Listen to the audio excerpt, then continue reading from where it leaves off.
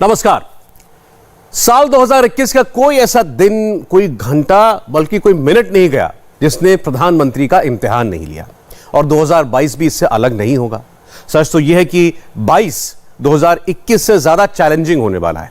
21 में हिंदुस्तान ने दो बार वायरस को हराया, वैक्सीन बनाई, पाकिस्तान को सीज फायर करना पड़ा, चीन को पीछे हटना पड़ा। 500 साल के इंतजार के बाद राम मंदिर का काम तेजी से चल रहा है। काशी विश्वनाथ कॉरिडोर का लोकार्पण हो चुका है। 22 में इससे आगे की बात होगी। नरेंद्र मोदी 1 जनवरी से क्या काम करेंगे, उनके सामने क्या क्या मुश्किलें आने वाली हैं, 22 का फॉरवर्ड प्लान 21 में समझते हैं।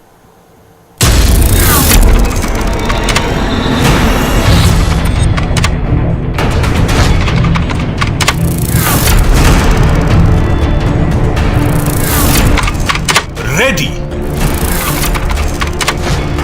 3, 2, 1। साथियों, ये कालखंड चुनौतीपूर्ण तो रहा, पर ये अपने साथ अवसर भी लाया। अवसर चुनौतियों से निपटने का, विजयी बनने का। अवसर देश के लिए कुछ कर गुजरने का। 2 जनवरी, 26 जनवरी,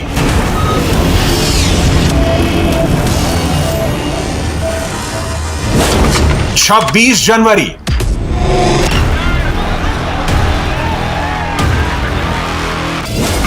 24 फरवरी, 12 मार्च, 27 मार्च। 51 शक्तिपीठों में से एक मां काली के चरणों में आने का आज मुझे सौभाग्य मिला है।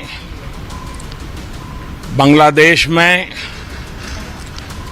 जब मैं 2015 में आया था तो मां ढाकेश्वरी के चरणों में शीश झुकाने का अवसर मिला था।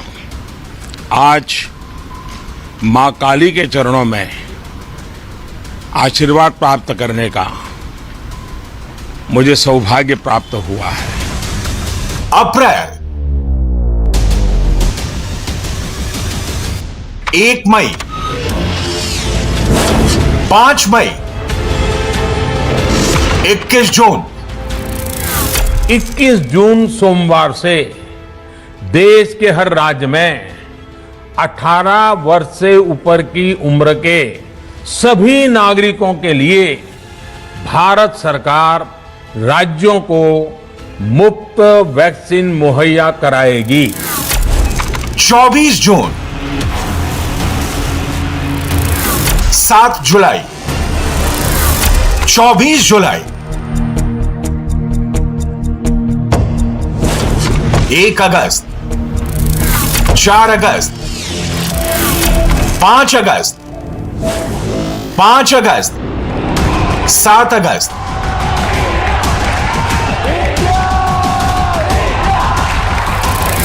16 अगस्त, 17 सितंबर, 25 सितंबर। अध्यक्ष महोदय, मैं उस देश का प्रतिनिधित्व कर रहा हूं जिसे मदर ऑफ डेमोक्रेसी का गौरव हासिल है। लोकतंत्र की हमारी हजारों वर्षों की महान परंपरा रही है। 8 अक्टूबर, 21 अक्टूबर, 19 नवंबर। मैं आज देशवासियों से क्षमा मांगते हुए सच्चे मन से और पवित्र हृदय से कहना चाहता हूं कि शायद हमारी तपस्या में ही कोई कमी रही होगी, जिसके कारण दिए के प्रकाश जैसा सत्य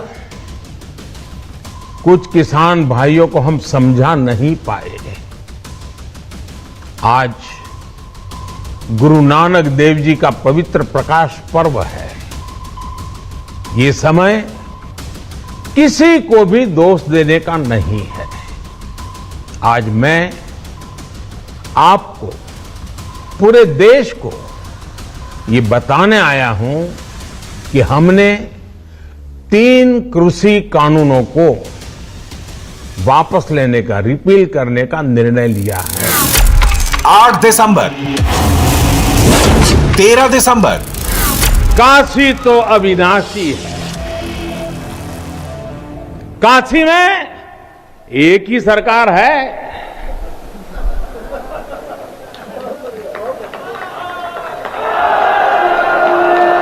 जिनके हाथों में डमरू है, उनकी सरकार है।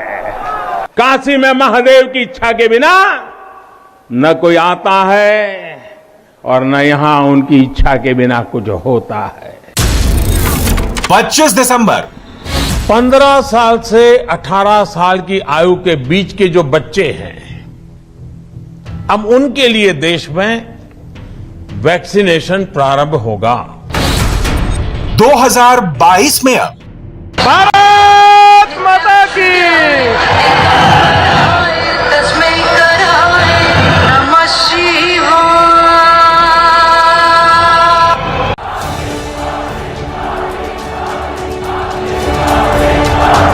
नया साल नई उम्मीदों वाला होगा या नई चुनौतियों वाला? 60% तो 2022 में हिंदुस्तान के सामने, प्रधानमंत्री मोदी के सामने क्या क्या चैलेंज है? 2022 में किन चुनौतियों से नरेंद्र मोदी को निपटना है? इसकी लिस्ट लंबी है और चैलेंजिंग भी। आज देश में सरकार चलाने के दो अलग अलग मॉडल काम कर रहे हैं। एक मॉडल है सबका साथ, सबका विकास, सबका विश्वास और सबका प्रयास।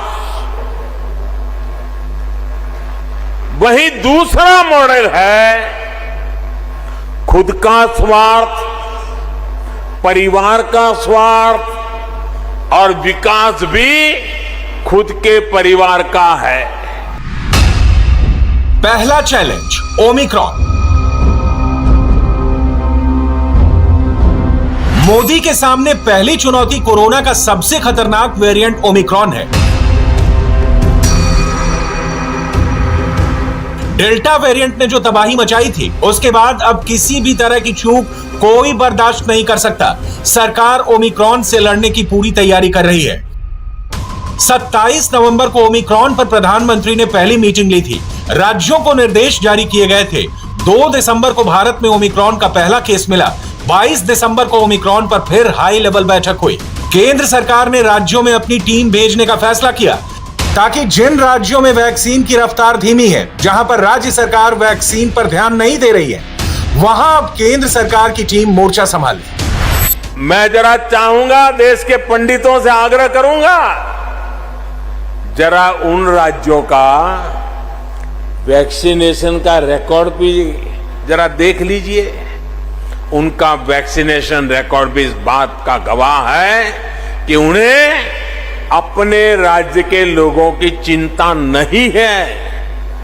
साथियों, हमारी सरकार पूरी संवेदनशीलता के साथ, सतर्कता के साथ आपकी हर आवश्यकता को ध्यान में रखते हुए निरंतर काम कर रही है।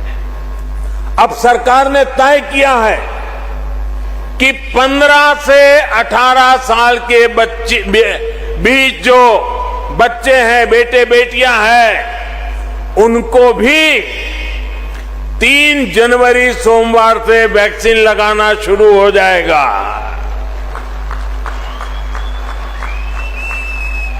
3 जनवरी सोमवार से अभियान शुरू होने वाला है। कोरोना से लड़ने का सबसे बड़ा हथियार वैक्सीन है, जिसमें भारत हर दिन, हर घंटे, हर मिनट और मजबूत होता जा रहा है।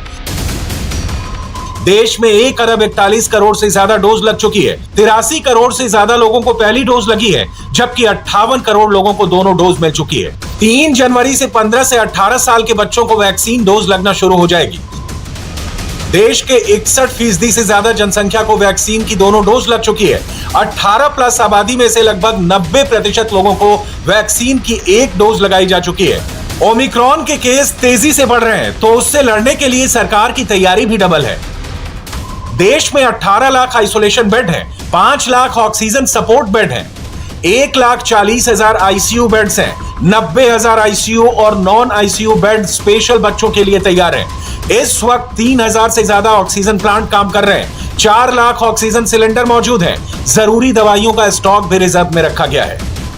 नरेंद्र मोदी ने ओमिक्रॉन को हराने का निश्चय कर लिया है, लेकिन इसमें आपकी बराबर भागीदारी चाहिए। दूसरा चैलेंज, यूपी चुनाव। 2022 में 5 राज्यों में पहले चुनाव होने हैं, जिसमें हर किसी की निगाहें उत्तर प्रदेश पर टिकी हैं, क्योंकि दिल्ली का रास्ता लखनऊ से होकर ही गुजरता है। अगला जो लोकसभा का चुनाव जीतना है 24 में, उसकी नींव डालने का काम उत्तर प्रदेश का 22 का विधानसभा करने वाला है। मैं उत्तर प्रदेश की जनता को बताने आया कि मोदी जी को फिर से एक बार 24 में प्रधानमंत्री बनाना है, तो 22 में फिर एक बार योगी जी को मुख्यमंत्री बनाना पड़ेगा। यूपी में योगी आदित्यनाथ का नाम है, लेकिन दांव नरेंद्र मोदी का ही है। आज पूरे यूपी की जनता कह रही है, यूपी प्लस योगी बहुत है उपयोगी।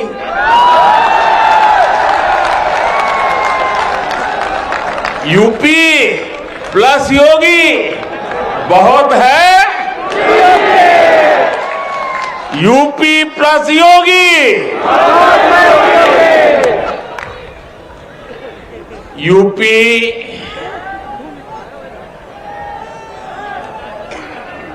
UPYOGI।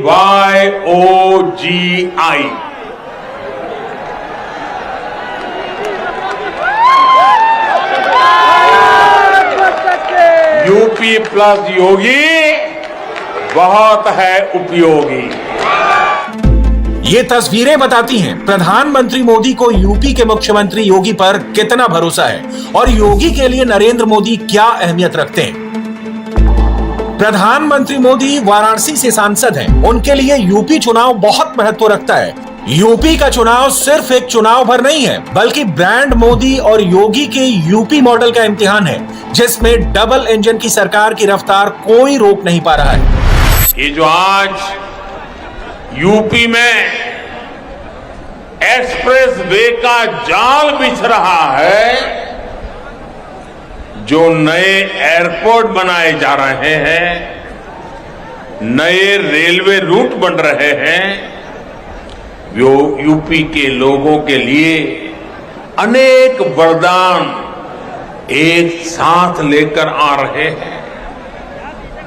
पहला वरदान लोगों के समय की बचत, दूसरा वरदान लोगों की सहूलियत में बढ़ोतरी, सुविधा में बढ़ोतरी, तीसरा वरदान यूपी के संसाधनों का सही और उत्तम से उत्तम उपयोग, चौथा वरदान यूपी के सामर्थ्य में वृद्धि,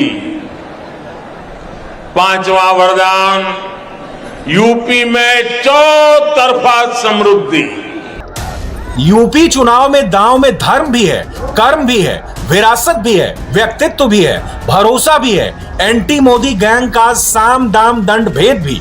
मोदी विरोधी धर्म को लेकर प्रधानमंत्री को घेरते हैं। हिंदू हिंदुत्व के बीच जबरदस्ती अंतर बनाने की कोशिश की जा रही है। मैं हिंदू हूं, ये हिंदुत्व है, इस एजेंडा को फैलाया जा रहा है। लेकिन जब 13 दिसंबर को प्रधानमंत्री काशी पहुंचे, तो हिंदू और हिंदुत्व की ये सियासी परिभाषा गंगा में समा गई। हर हर महादेव, हर हर महादेव, नमः पार्वती पते, माता अन्नपूर्णा की, गंगा मैया की। तीसरा चैलेंज, चीन से आया वायरस तो प्रधानमंत्री के सामने सबसे बड़ा चैलेंज है ही, साथ में चीन भी सरहद पर चुनौती दे रहा है। लद्दाख से लेकर अरुणाचल तक एलएसी पर तनाव हाई है। एलएसी पर दोनों देशों की सेनाएं आमने सामने खड़ी हैं। चीन एलएसी पर अपनी ताकत बढ़ा रहा है तो भारत भी चीन को सबक सिखाने के लिए तैयार है। आज हमें बदलती दुनिया, युद्ध के बदलते स्वरूप के अनुसार ही अपनी सैन्य शक्ति को भी बढ़ाना है, उसको नए ताकत के साथ ढालना भी है। हमें अपनी तैयारियों को दुनिया में हो रहे इस तेज परिवर्तन के अनुकूल ही ढालना ही होगा। हमें मालूम है किसी समय हाथी घोड़े पर लड़ाइयां होती थी, अब कोई सोच नहीं सकता हाथी घोड़े की लड़ाई, रूप बदल गया। पहले शायद युद्ध के रूप बदलने में दशकों लग जाते होंगे, शताब्दियां लग जाती होगी। आज तो सुबह एक तरीका होगा तो शाम को दूसरा तरीका होगा लड़ाई का। इतनी तेजी से टेक्नोलॉजी अपनी जगह बना रही है। आज की युद्ध कला सिर्फ ऑपरेशंस के तौर तरीकों तक ही सीमित नहीं है। सिर्फ दिसंबर के महीने में ही हिंदुस्तान ने एक नहीं, दो नहीं, बल्कि 77 एडवांस हाईटेक मिसाइल का सफल परीक्षण किया, जो चीन को क्लियर एंड लाउड मैसेज है। 7 दिसंबर को SRSAM मिसाइल लॉन्च की, 8 दिसंबर ब्रह्मोस मिसाइल, 11 दिसंबर पिनाका, 11 दिसंबर एंटी टैंक मिसाइल सैन, 13 दिसंबर सुपरसोनिक मिसाइल टॉर्पीडो, 18 दिसंबर को अग्नि प्राइम, 22 दिसंबर प्रलय। ये 7 तस्वीरें बता रही हैं, दुनिया को दिखा रही हैं भारत क्या कर सकता है, जरूरत पड़ने पर कैसे दुश्मन का विनाश कर सकता है। हिंदुस्तान युद्ध नहीं चाहता है, लेकिन युद्ध हुआ तो जीतना जरूर आता है। चीन की चालबाजी से पूरा भारत वाकिफ है। चीन पर भरोसा नहीं किया जा सकता है और चीन को लाइन पर लाने के लिए प्रधानमंत्री मोदी ने 2 फ्रंट पर प्लान बनाया है, इंटरनल और एक्सटर्नल फ्रंट। इंटरनल यानी भारतीय सेना को इतनी मजबूत बनाना जिससे चीन लड़ने की हिम्मत न करे। एक्सटर्नल फ्रंट यानी चीन पर इंटरनेशनल प्रेशर डालना, चीन को एक्सपोज करना और उस पर लगाम लगाना। जिस तरह से व्हाइट हाउस में अमेरिकी राष्ट्रपति जो बाइडेन और प्रधानमंत्री मोदी की मुलाकात हुई थी, उसने चीन का बीपी जरूर बढ़ा दिया। एक तरफ अमेरिका और चीन के बीच में दूरियां लगातार बढ़ती जा रही हैं, तो दूसरी तरफ अमेरिका और भारत के रिश्ते ऐतिहासिक बुलंदियों पर है। Right there. That chair is occupied by the Vice President of the United States. Indian American.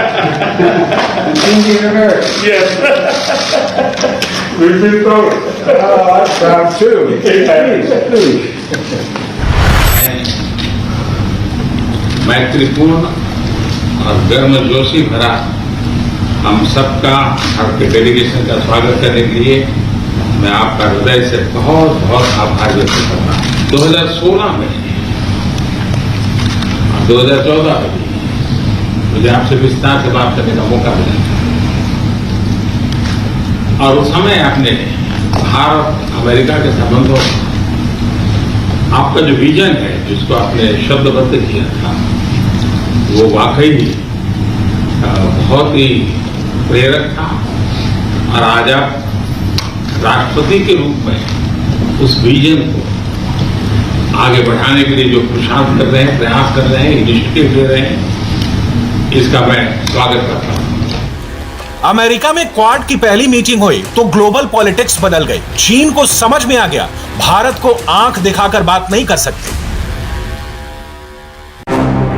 चीन को लग रहा है भारत अमेरिका के साथ है, तो ऐसे हालात में रूस भारत के खिलाफ हो जाएगा, सालों पुरानी दोस्ती में दरार पड़ जाएगी। लेकिन यहां पर भी चीन को मात ही मिली जब रूस के राष्ट्रपति व्लादिमीर पुतिन भारत दौरे पर आए, तो दोनों वर्ल्ड लीडर की बॉडी लैंग्वेज, दोनों की केमिस्ट्री बता रही थी भारत रूस की इस दोस्ती के बीच कोई नहीं आ सकता, चाहे वो चीन हो या अमेरिका।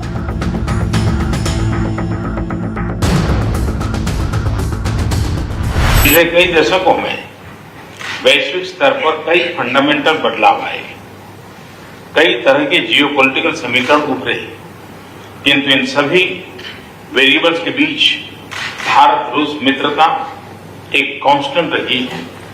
दोनों देशों ने न सिर्फ एक दूसरे के साथ निसंकोच सहयोग किया है, एक दूसरे की सेंसिटिविटीज का भी विशेष ख्याल रखा है। यह सचमुच इंटर स्टेट दोस्ती का एक यूनिक और विश्वस्त मॉडल है। 2022 के 3 बड़े चैलेंजेस के लिए प्रधानमंत्री तैयार हैं, लेकिन इम्तिहान अभी और है। इस बार एक्सटर्नल के साथ साथ इंटरनल चुनौतियां भी हैं जो मोदी की अग्नि परीक्षा लेंगी। चौथा चैलेंज पाकिस्तान। पाकिस्तान एक ऐसी बीमारी है जो दवाई से नहीं ऑपरेशन से ठीक होगी। 2022 में भी पाकिस्तान पर नकेल कसना जरूरी होगा।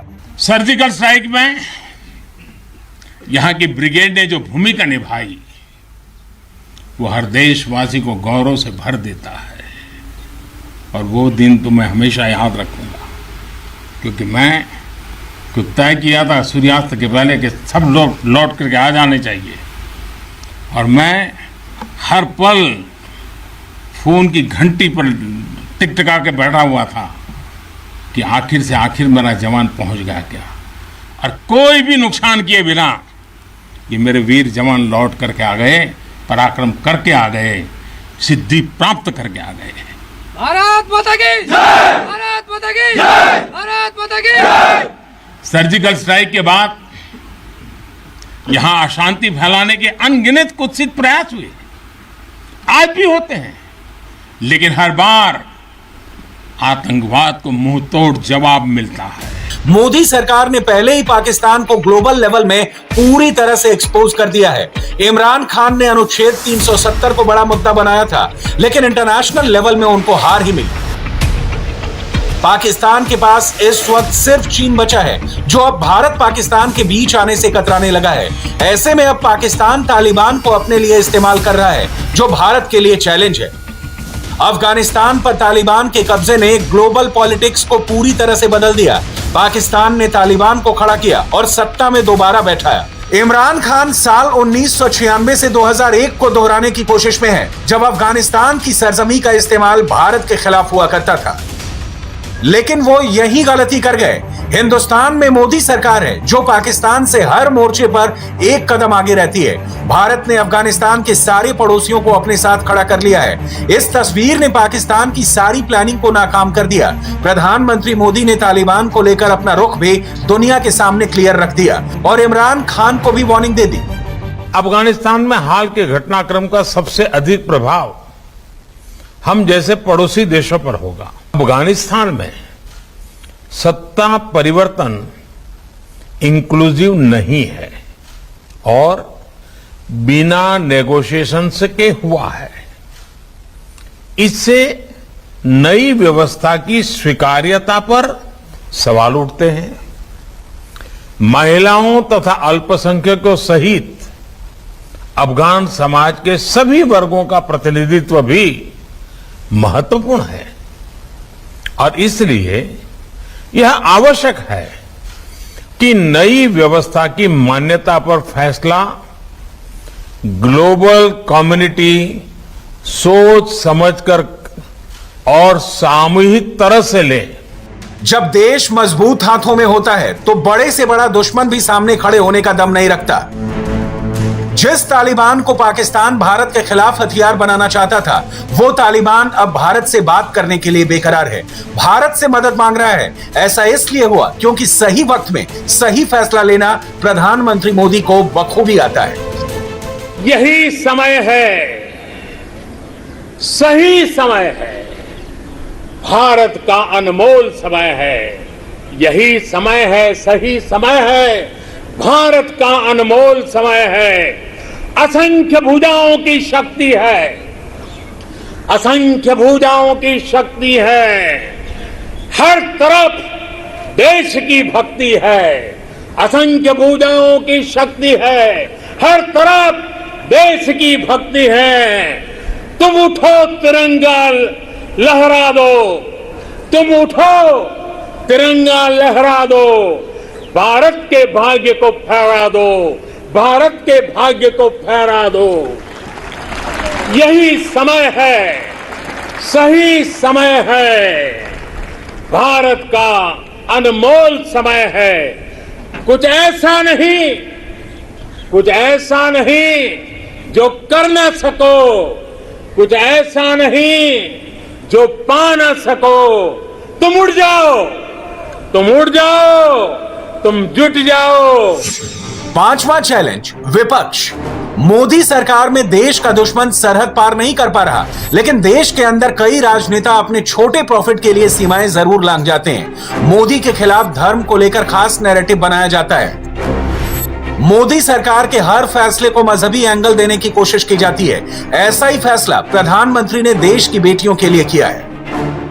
आज हमारी सरकार बेटियों को बेटों के समान अधिकार देने के लिए काम कर रही है। बेटा बेटी एक समान, और इतनी बड़ी मात्रा में माताएं बहनें आई हैं तो उनके आशीर्वाद हमें इस काम के लिए ताकत देते हैं। बेटा बेटी एक समान। हमने तय किया है कि बेटियों की शादी की उम्र भी वही होनी चाहिए जिस उम्र में बेटों को शादी की इजाजत मिलती है। देखिए, सबसे ज्यादा तालियां हमारी बहनें बजा रही है।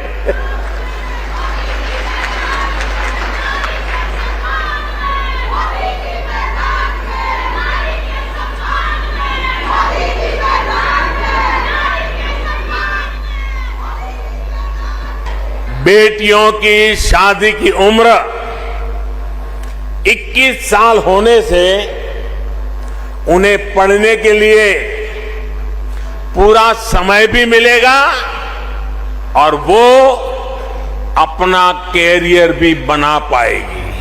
आपको जानकर ताज्जुब होगा कि प्रधानमंत्री के इस फैसले का समर्थन हिंदुस्तान के साथ साथ पाकिस्तान में किया जा रहा है। पाकिस्तान की बेटियां अब शादी की उम्र बढ़ाने की मांग कर रही हैं, लेकिन भारत में कुछ मजहबी नेता इसको धर्म में सरकार का हस्तक्षेप बता रहे हैं।